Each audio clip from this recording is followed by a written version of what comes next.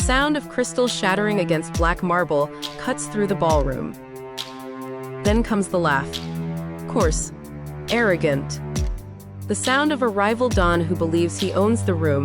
The air is thick with the scent of expensive orchids, trying and failing to mask the raw stench of greed from the guests. A young woman in a server's uniform kneels on the floor, her bare hands gathering the broken glass. Above her, the foreign words fall, harsh German insults meant to degrade. Insults no one in this Italian stronghold is supposed to understand.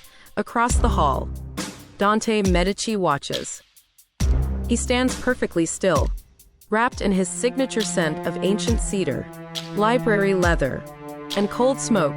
His thumb slowly rotates the gold signet ring on his right hand, a fraction of an inch. The quiet, invisible movement of a man who has just signed a verdict in his mind. They thought his silence was weakness. They were about to discover that Dante's silence was a death sentence. Stay loyal. This is Sinful Loyalty Stories.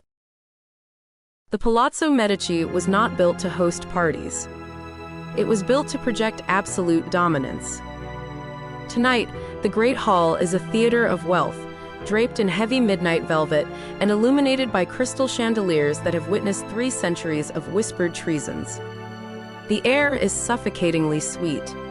Thousands of rare, white orchids line the marble pillars. Their fragrance is heavy and desperate, trying and failing to mask the metallic odor of greed that always accompanies the elite of Florence.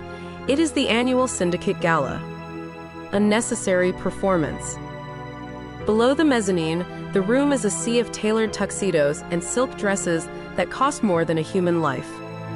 The heads of the major families are here, drinking champagne that tastes of ash, shaking hands with judges they own and politicians they bought. They smile with their teeth. They never smile with their eyes. Dante Medici stands on the elevated balcony, overlooking the floor. He is surrounded by 300 people, yet he is the only man in the room. His presence is a physical weight, anchored by the scent of ancient cedar, library leather, and the cold smoke of a cigar he crushed out hours ago.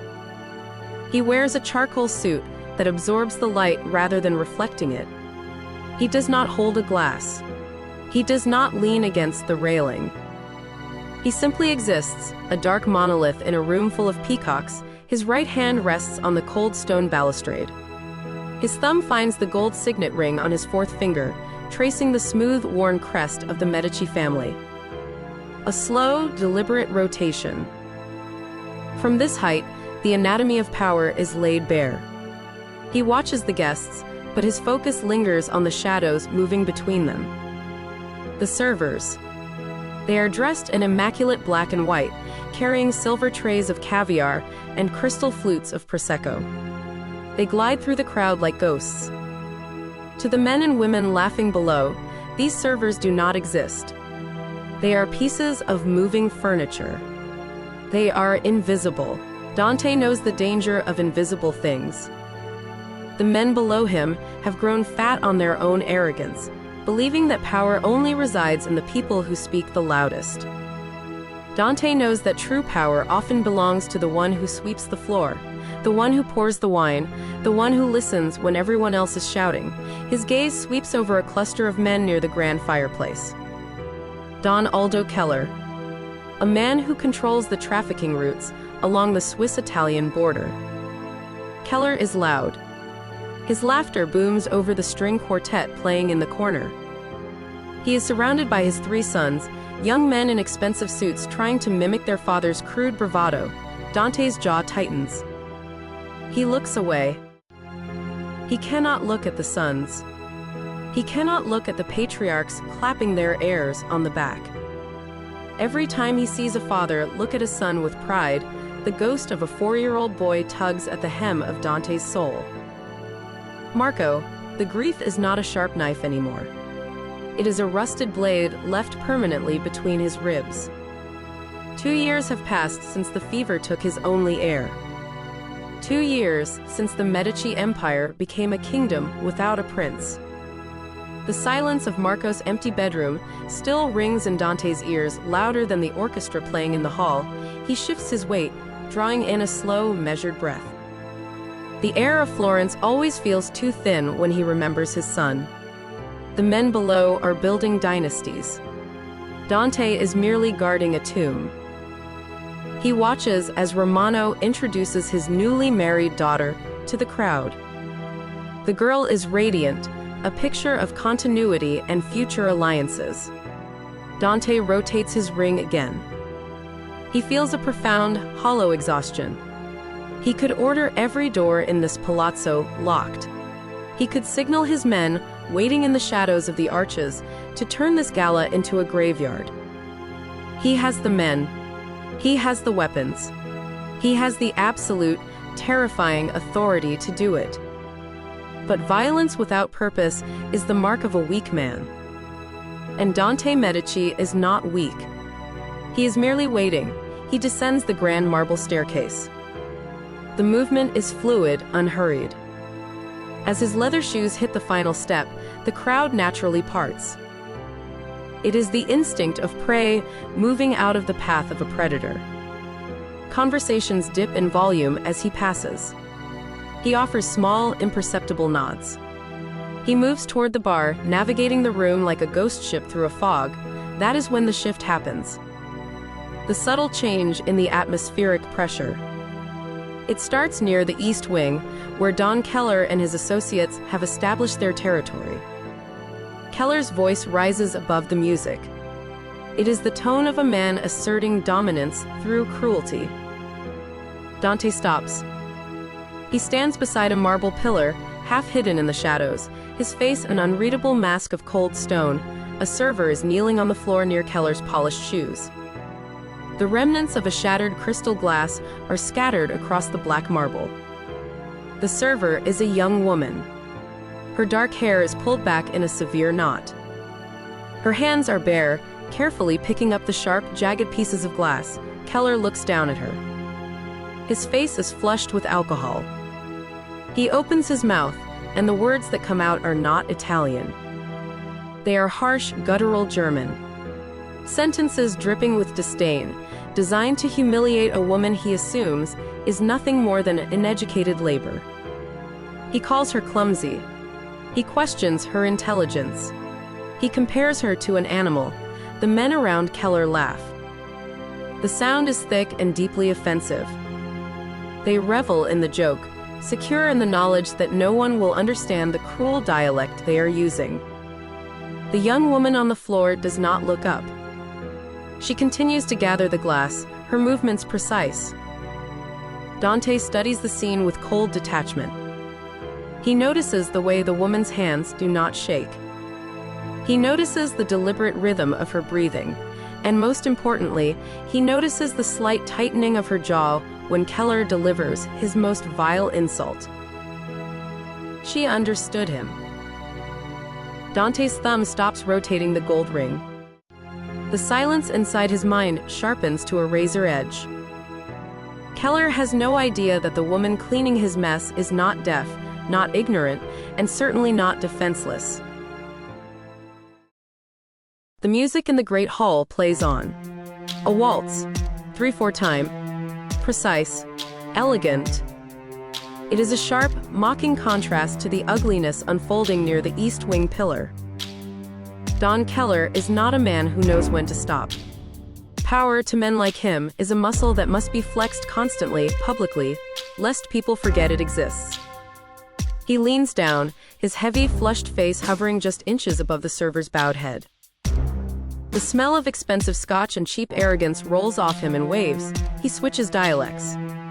He moves from standard German to a thick, guttural Swiss German, a hyper-regional slang used almost exclusively in the back rooms of Zurich's financial underworld. It is a language designed to be a locked door, designed to exclude. He tells his sons that Italian women are only useful on their knees. He uses words that are crude, sharp, and entirely unbefitting the velvet-draped walls of the Palazzo Medici. The syllables are ugly, cutting through the delicate notes of the string quartet like a rusted saw. The woman on the floor, Solange, does not pause. Her hands, pale and impeccably steady, continue to collect the largest shards of the shattered crystal flute. The spilled champagne has soaked into the knees of her black uniform trousers. It is sticky. It smells of fermented sugar and yeast, a cloying scent that battles the suffocating fragrance of the white orchids surrounding them. Dante remains in the shadow of the archway, 15 feet away. He breathes in the scent of his own airspace, the cold cedar, the memory of tobacco. He watches her hands. He notices the exact angle of her spine.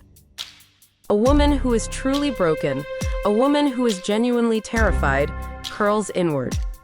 She makes herself small to avoid the predator's gaze. But Solange's posture is fundamentally different. Her shoulders are rigid.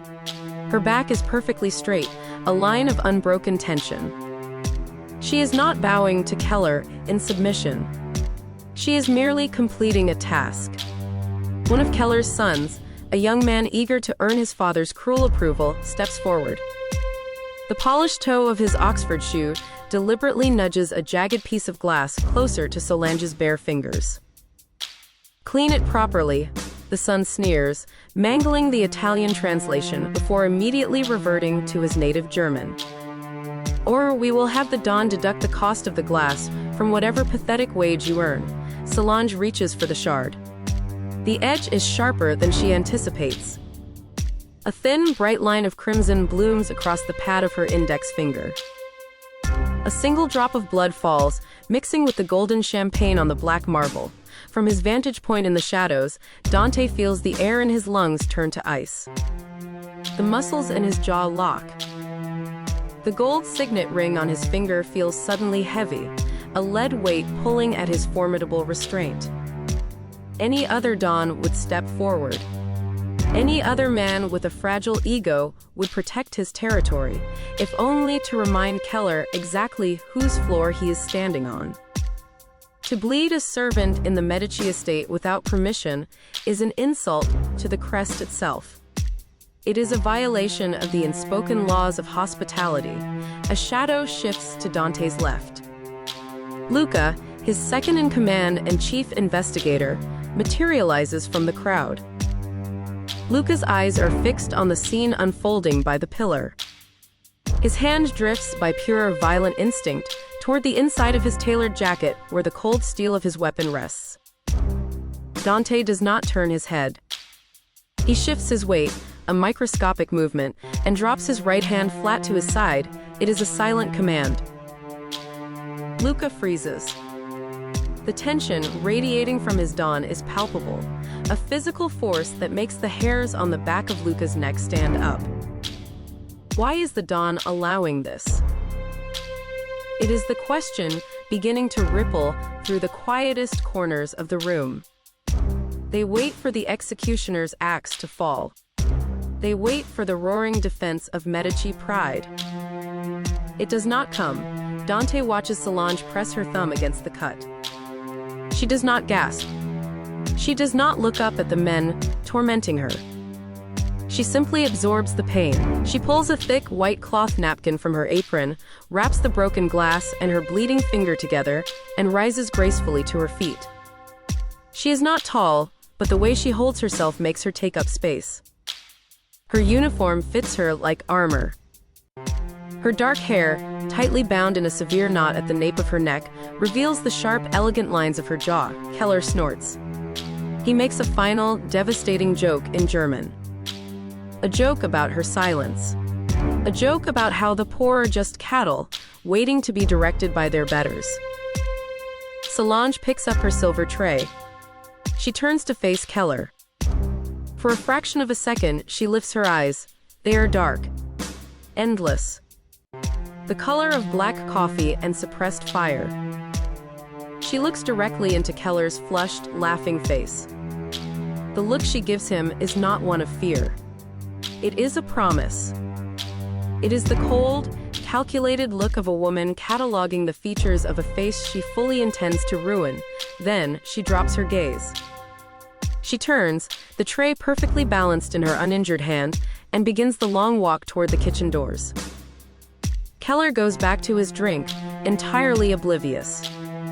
He believes he is the apex predator in a room full of sheep. Dante watches Solange's retreating figure until the heavy mahogany doors swing shut, swallowing her into the corridors of the house.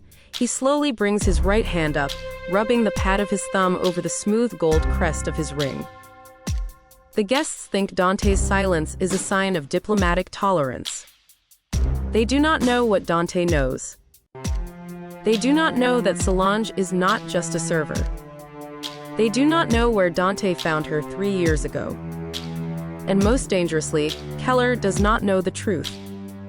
He does not know that the woman he just insulted is completely fluent in his rare, encrypted Swiss dialect. In fact, she is fluent in 7 languages. She hasn't just been serving drinks tonight. She has been listening, collecting the arrogant whispers of men who think they are untouchable. And Dante Medici is a man who appreciates a flawless execution.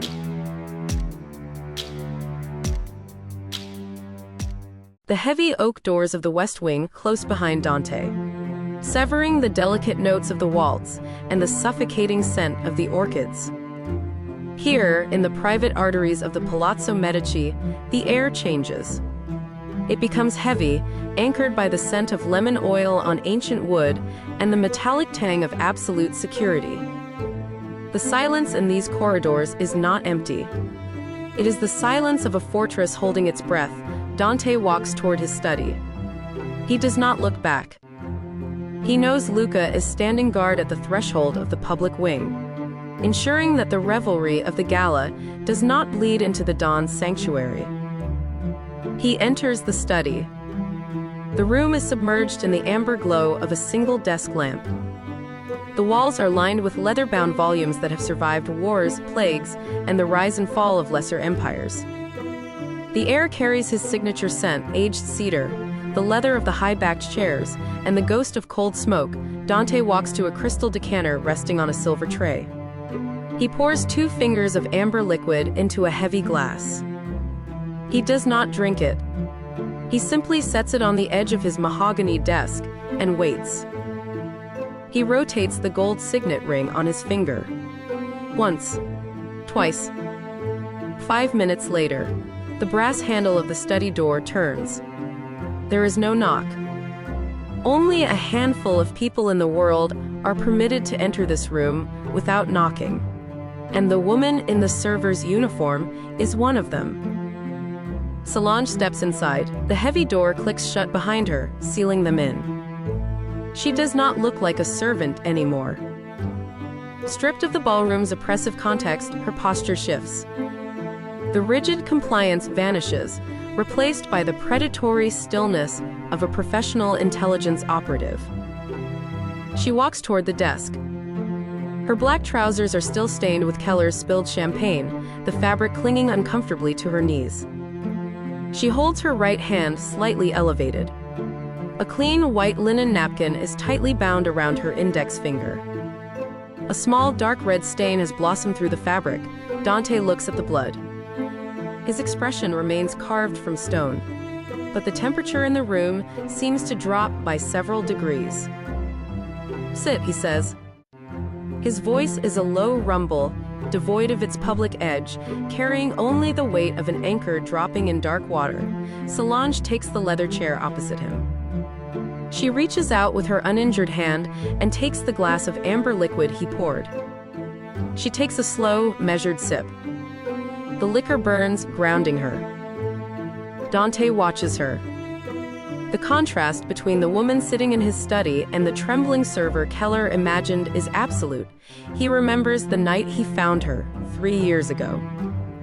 It had been raining in Genoa, a shipping warehouse near the docks, smelling of rust and salt water. When Dante's men breached the warehouse, the executives had fled like rats, leaving their young translator behind. Dante had found a woman sitting calmly on a wooden crate, her hands zip-tied, bleeding from a cut on her temple. She hadn't begged. She had looked at the most dangerous man in Italy and offered him a trade. She had memorized the entire encrypted ledger of the logistics firm. Dante had not just given her her life. He had given her a purpose. He had recognized a mind that worked exactly like his own, calculating, unsentimental, and capable of holding massive amounts of information behind an unreadable face. "Does it need stitches?" Dante asks, his gaze lingering on the red bloom on the napkin. "No," Solange replies. "It is a shallow cut. The glass was thick." "Keller has grown careless," Dante says, sitting in his heavy leather chair. He leans back, the shadows of the room partially obscuring his face. "He drinks too much, he talks too much, he believes his wealth makes him immortal." Solange rests the glass on the desk. She looks at Dante, her dark eyes reflecting the amber light. "He is not just careless, Don Dante," she says. "He is treasonous." The first wave of revelation hangs in the quiet air of the study. Solange does not speak in Italian. She shifts flawlessly into the exact guttural Swiss-German dialect Keller had used to insult her. The harsh syllables sound like a weapon being loaded. "You understand his regional dialect," Dante states. "I spent 4 years in Zurich analyzing financial communications," Solange replies.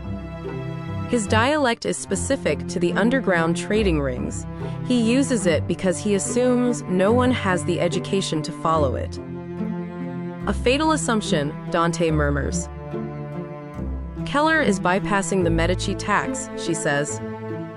"He is hoarding high-grade artillery near Lugano. He believes your grief over Marco has made you blind to the borders." Dante stood up.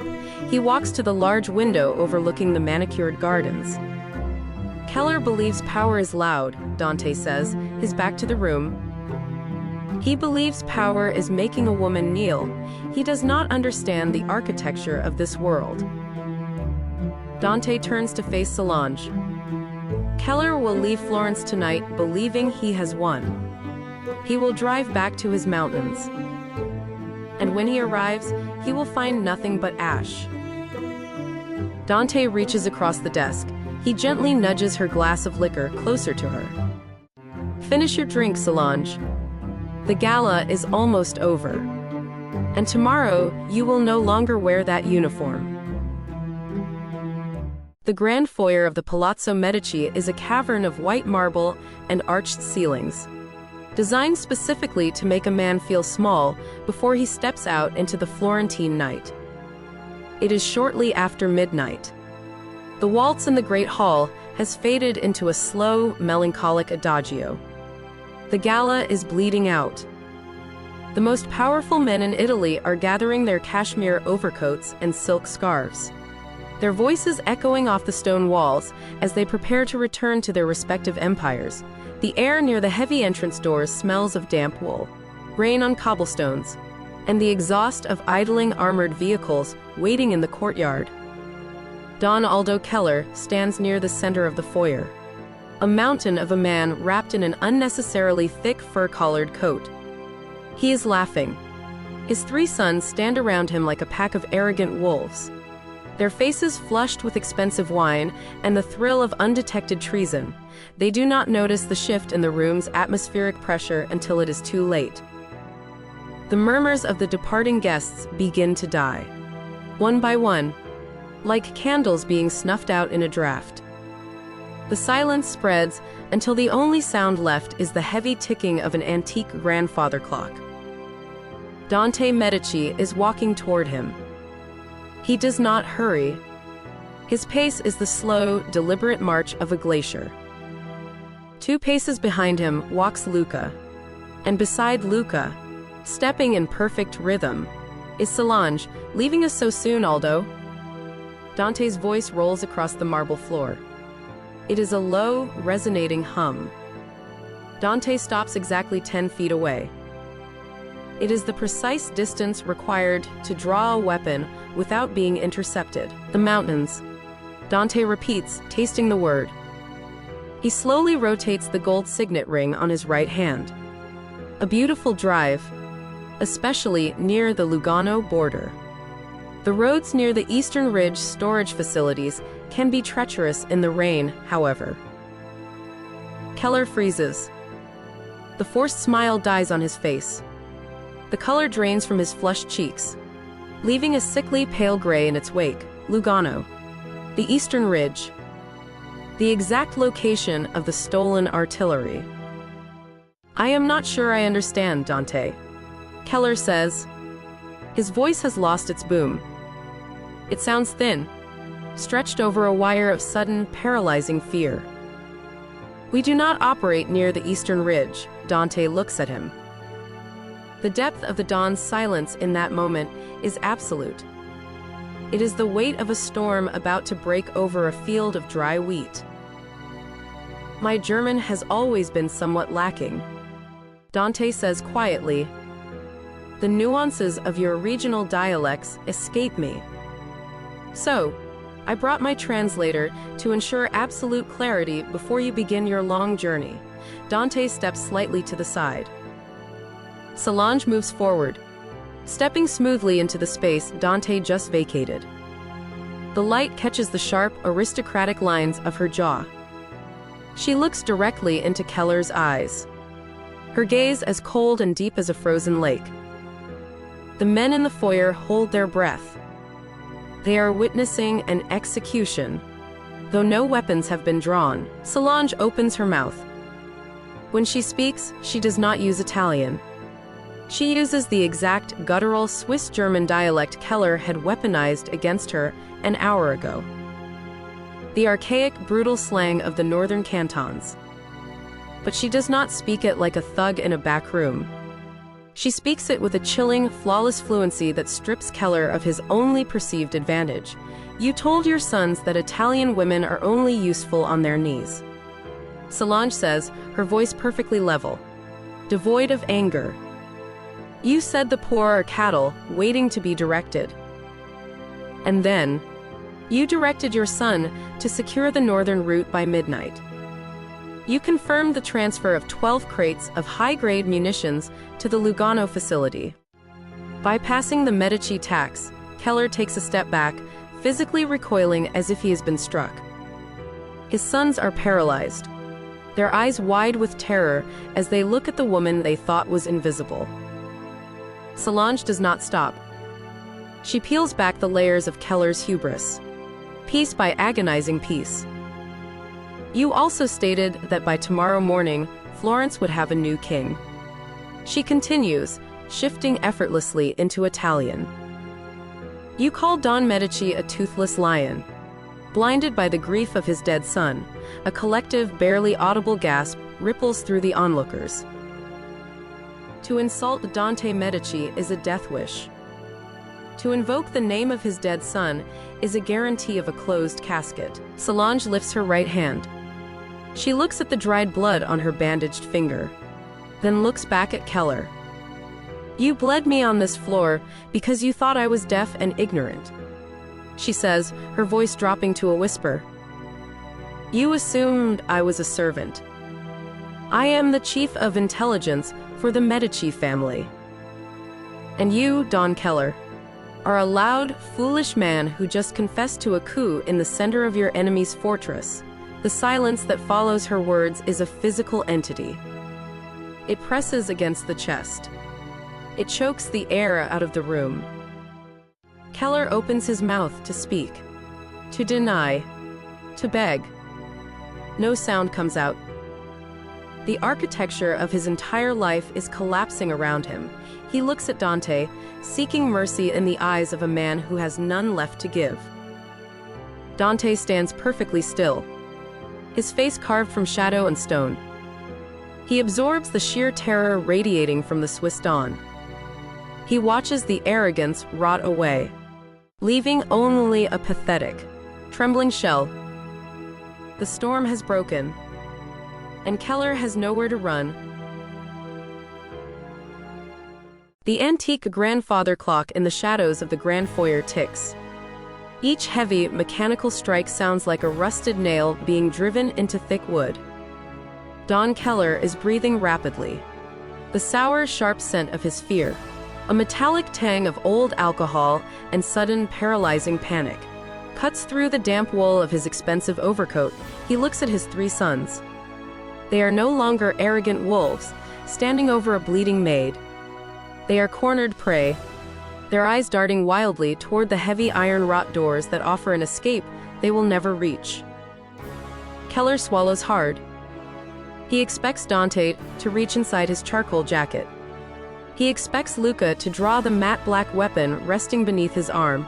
In the brutal world of the Italian syndicate, treason is usually answered with the blinding flash of a muzzle and the smell of cordite. But Dante Medici does not move. His hands remain loosely at his sides. A bullet is a fast, merciful end.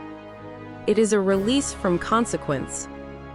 Dante does not intend to be merciful. You misunderstand the nature of my silence, Aldo. Dante says. The low vibration of his voice carries perfectly across the frozen room. You believed I did not answer your insults because I was weak. You believed the death of my son had left me a hollow king. Guarding an empty throne, Dante takes a single, unhurried step forward. The crowd of elites, the southern dons, the corrupt judges, the silent wives wrapped in mink, press themselves tighter against the cold marble walls. They breathe shallowly. They do not want to be caught in the blast radius of the Medici wrath. I was not silent. Dante continues, his dark eyes locking onto Keller's pale, sweating face.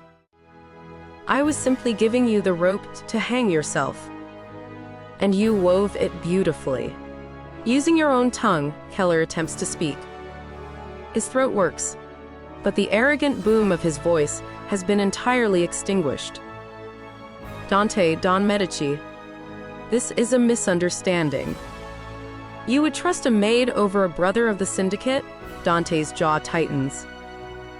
The gold signet ring on his right hand catches the amber light as he slowly rotates it. She is not a maid, Aldo. Dante says softly. She is the architect of your ruin. Dante turns his head slightly, addressing the silent, terrified audience of Florence's most powerful families. 45 minutes ago, while Don Keller was laughing over spilled champagne, my intelligence chief provided the exact coordinates of his hidden facility in Lugano. Dante states, 30 minutes ago. Dante continues, my men breached that facility. The artillery is currently being loaded into Medici transport vehicles. It will be redistributed among the southern families. As a gesture of my continued goodwill, Keller stumbles backward. My property. Keller whispers, his hands shaking violently. You have no property, Aldo. Dante corrects him quietly.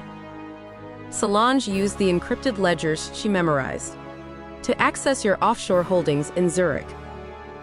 They are empty, Dante pauses. He lets the reality of absolute destruction settle over the Swiss Don like a suffocating blanket. Every franc, every euro. The funds have been permanently diverted. Keller falls to his knees. The heavy thud of his bones hitting the marble echoes through the foyer. I have not touched your life. Dante says, looking down with eyes that hold no pity. I have simply balanced the ledger. Dante sweeps his gaze across the other dons standing in the shadows. Romano, Falcone, Moretti. Aldo Keller is no longer recognized by the syndicate. Dante announces, he is excommunicated. Any man who offers him shelter will share his exact fate. Leave my house. The heavy doors groan shut, sealing the storm outside. Dante turns slowly. He faces Solange.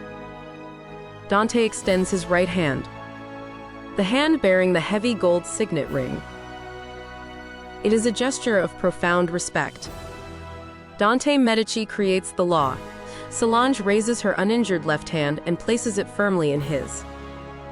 You will never pour another drink in this city.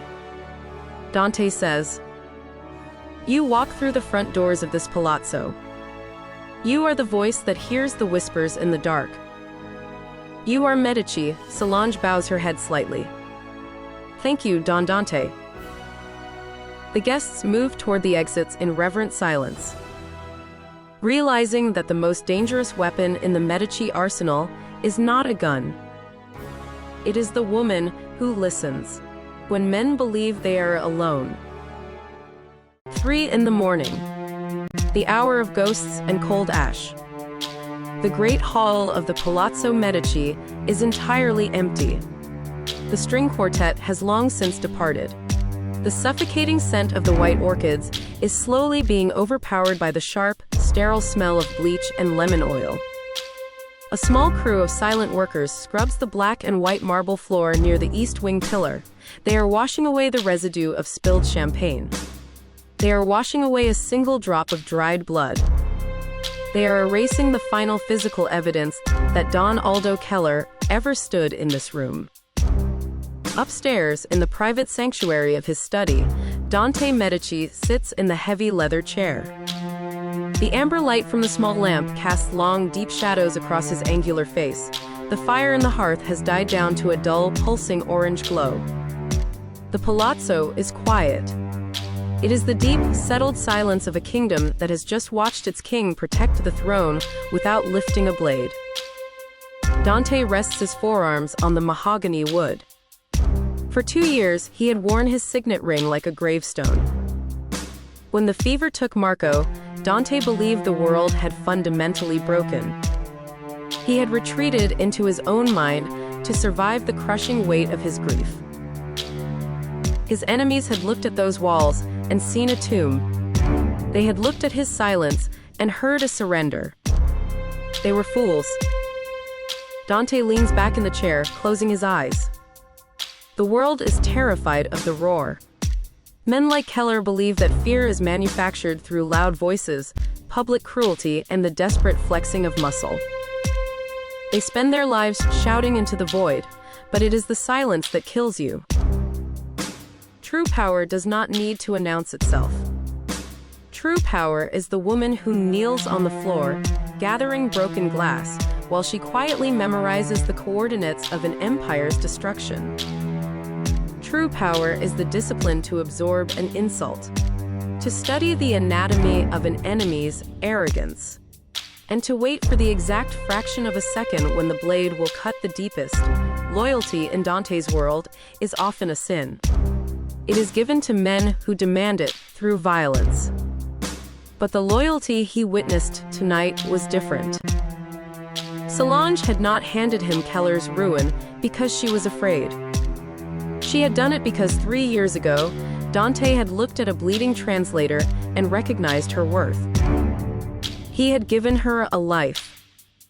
Tonight, she had secured his throne. 2 floors below, in a newly assigned suite, Solange sits at a heavy oak desk. She is no longer wearing the stained uniform. She wears a simple, dark cashmere sweater. Her dark eyes are focused on a glowing laptop screen.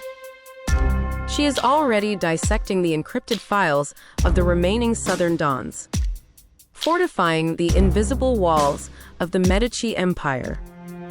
The architect of ruin is already drafting the next blueprint, but a shift in power is never isolated. 300 miles away, in a penthouse overlooking the black waters of the Venetian canals, a rotary phone rings.